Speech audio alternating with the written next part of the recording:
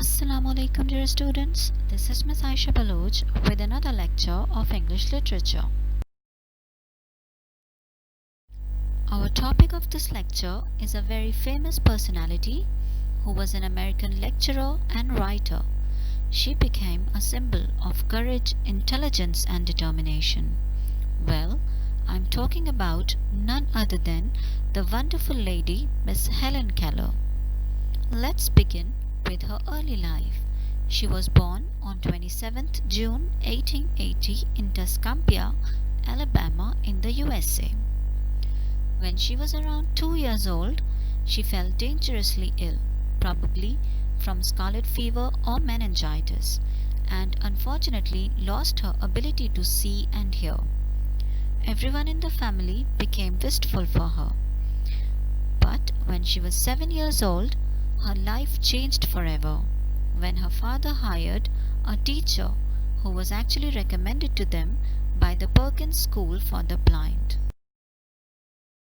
Before we learn more about Miss Helen Keller, let me give you a brief introduction of Helen's amazing teacher, Miss Annie Sullivan Macy, who herself had become blind when she was young, but later she got her eyesight back, and as a gratitude to God, she promised to help other people suffering from blindness and to do whatever she could to make them feel happy.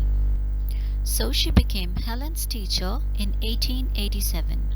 Initially, it was a very tough job for her to get along with a child who was differently abled and had not only forgotten how to speak but also needed to be disciplined. For this purpose, in 1888, she brought Helen to the Perkins School for the Blind, and there gradually she developed an everlasting friendliness with her student. She used special methods to teach Helen. We can commonly term it as touch and feel method. We'll learn more about this in the later part of this lecture. So due to her efforts, she was highly admired by all, and she was also called as the miracle worker. It is rightly said that a good teacher is better than 1,000 books. With the help of her teacher, Helen learned to read and write through touch and feel method. At first, Miss Sullivan taught Helen about various things by making her touch and feel the real objects, and by writing their names by tapping her fingers on her palm. The first word Helen learned was water, and she was overjoyed to learn it. Later, she learned to read and write through Braille system, in which people with blindness use special books printed with raised points. Such books are read by moving the hand or fingers from left to right along each line. In this way, Helen learned about mountains, rivers, history, geography, and even how to count and do sums. Miss Sullivan taught Helen how to speak through a special method called Tadoma, which is a method of communication used by deaf-blind individuals. Let's hear Helen's teacher, Miss Annie Sullivan herself, to know how she actually taught Helen to speak.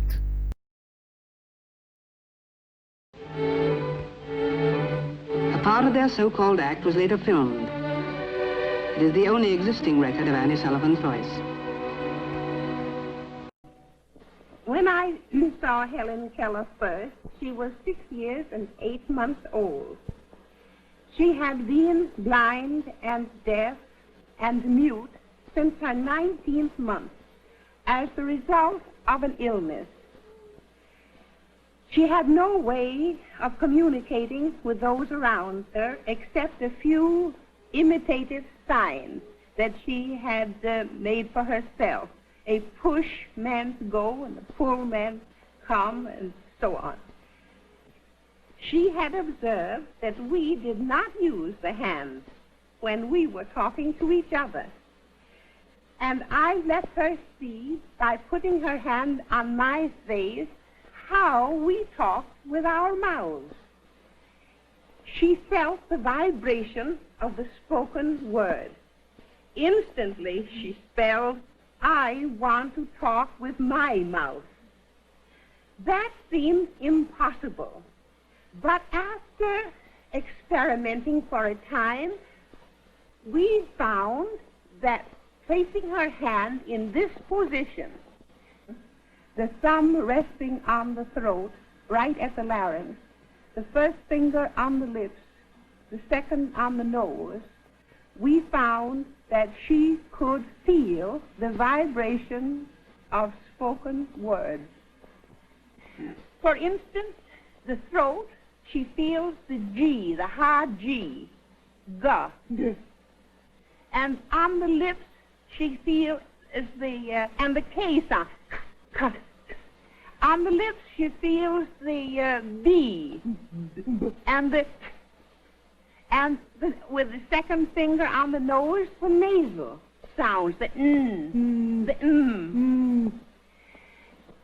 The first word she learned to articulate was the little word "it."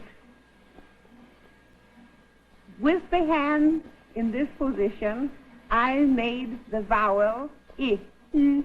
She felt it. I.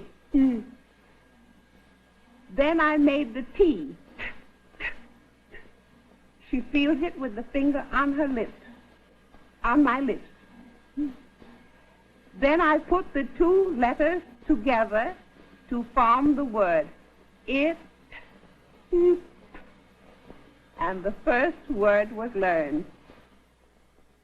After her seventh lesson, she was able to speak the sentence word by word, I am not dumb now. No.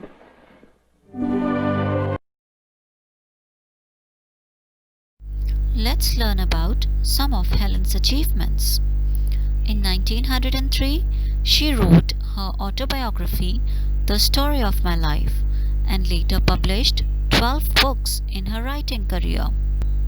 In 1904, Helen studied really hard and graduated from Radcliffe College of the Harvard University and proved herself to be a better student than many others. In 1915, she co-founded Helen Keller International, one of the most effective charities in the world, which is actively working in 22 countries today. In 1924, she became a leading member of the American Foundation for the Blind. In 1955, she received an honorary Academy Award as the inspiration for the documentary about her life, Helen Keller in Her Story. In 1964, she was awarded the Presidential Medal of Freedom, the nation's highest civilian award. Helen Keller visited Pakistan in 1956. She was 76 but still very active. During her visit, she addressed many gatherings in Karachi and visited the School for the Blind, Deaf and Dumb. There she gave a beautiful message of encouragement that they should always be happy and cheerful. They should never curse their fate, and they could do everything in the world too. This amazing lady, who became an inspiration for many, passed away in her sleep on June 1st, 1968, just a few weeks before her 88th birthday. She had suffered a series of strokes in 1961 and spent the remaining years of her life at her home in Connecticut. Death meant something really different to her, as she once said, "Death is no more than passing from one room into another. But there's a difference for me, you know, because in that room I shall be able to see." Now let's have a review of today's lecture. In this video, we learned about the early life of Helen Keller, about her wonderful teacher, Miss Annie Sullivan, about the academic qualifications of Helen Keller and some of her achievements. We also learned about her message to the blind and deaf children during her visit to Pakistan. And we also learned about how and when beautiful lady left the world for her heavenly abode. So dear students, it's time for your home assignment. You have to complete the given activities that you can see on your screen in your registers. Activity number 1 is reference to context. Here you have to read the lines carefully and then attempt the given questions. In activity number 2, you have to write a short note on Helen Keller. So this is it for today's lecture. Thank you for watching.